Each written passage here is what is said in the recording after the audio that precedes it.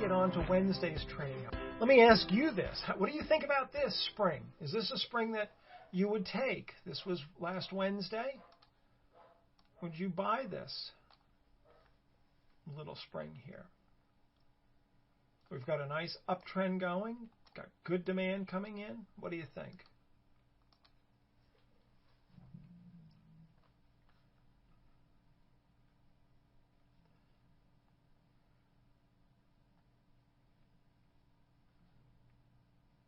You got to answer. I got a ton of people in here. You got to tell me, would you take this, yes or no? Just a Y or a N. And it doesn't matter if you get it wrong. We're going to learn a little bit here, okay? Give me a sense here. This could almost be a first lower low. Good, Tom. Nice comment, because that's exactly what it is. Would this be a downside absorption of demand? No, you're getting too technical for me.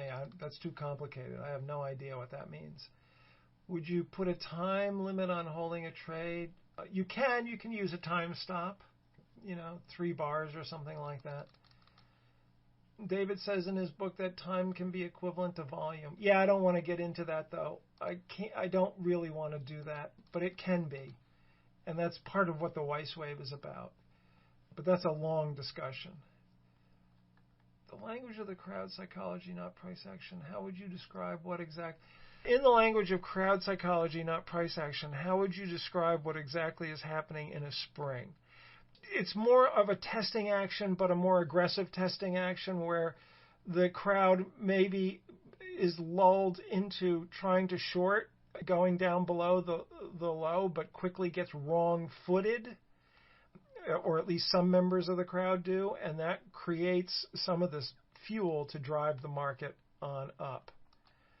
Number 8 is a Wyckoff schematic. Yeah, it's basic Wyckoff. That's right, Dean. Good to see you, by the way. Data point number 3, what if the market only springs the inner swing lows but not the big swing low to the left? Would that still be a good spring? No, it wouldn't. How do you set the target? For springs, we're just looking for a drive up above the last swing high. So, Matt, this is your last swing high. If this is a spring, then we're looking for a move up into here somewhere. And yeah, you can use your trend channels and stuff to get a sense of what that might be. But there's no measured move in that. Dean says no. Victor says yes. No. Down volume is large. Good, Edmund. Tom says yes. Key bar reversal into supply in market. No. Too much down volume. No change behavior in the wave. Supply emerging. Too much supply after a lack of demand. Good, Brian. That's the key thing right there. Is the key thing. Okay, so a bunch of other comments here come in. Sorry, I'm asking you to answer, and I didn't realize that all these comments were in here. So this is not a good spring. And for the reasons that we talked about, this was, if we go back up a few slides here, this is data point number 4. Yes, that's right. Data point number 4. Somebody mentioned that earlier. We have no shortening of the thrust here, but look at the upside volume. It's really good here. Really good here. There's a multi-day high, and that's partly the reason. It gets above that multi-day high, and we do get some shortening of the thrust, but the key thing is that the upside volume, there's no demand up here. Then look at the size of the volume coming down.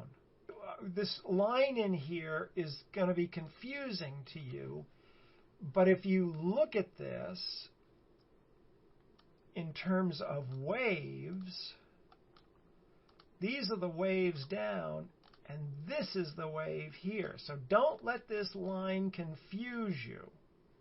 This is a much larger wave than we've seen, or a wave down than we've seen in the entire uptrend. So this is actually, so the volume in here is light and the volume is high coming down, and the line is actually a fooler. This is one of the reasons why I don't like these little nubs of support here, you want to see it come down. This is actually a first lower high trade setup. And as we come up, we're looking for light volume. That's what we get. We get a couple of opportunities, in fact, to enter this trade. I didn't draw that in on the second one, but there you are. We can draw in the trend channel. We can do pulse in here as well. But one of the things that when we have, this is a multi-day high, I put this in on purpose. When we have a situation like this where there's no demand up in here, the odds are very good it's going to come back down to that multi-day high. This is multi-day high. I mean by that, it's probably 3, maybe 4 days back. This was a high, and then there was a couple of days down, and then we came up and over it, and now we're at that multi-day high. And so it's like a magnet. If we have no demand up in here, it's a magnet pulling you back to that level. Okay? So you can use that as a target as well. So now, just to orient you, this is a longer chart.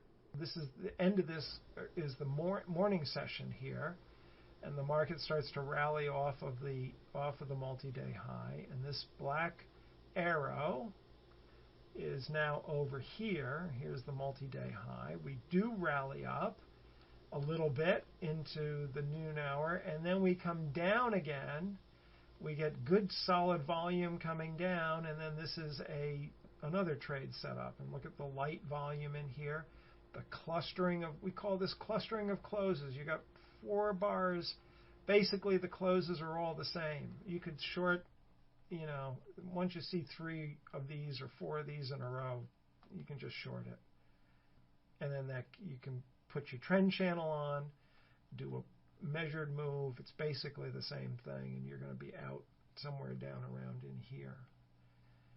Now notice too, we do break that trend line. We talked a little bit about this. Some of the folks brought this up as a point before, but we get an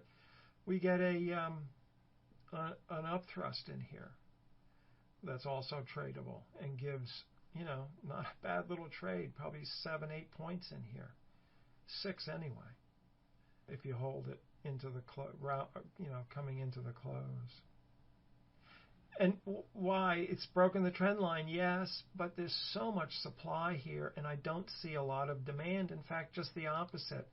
As we come up into the, this is A, B, and C, as we come up into the upthrust area, the demand falls off.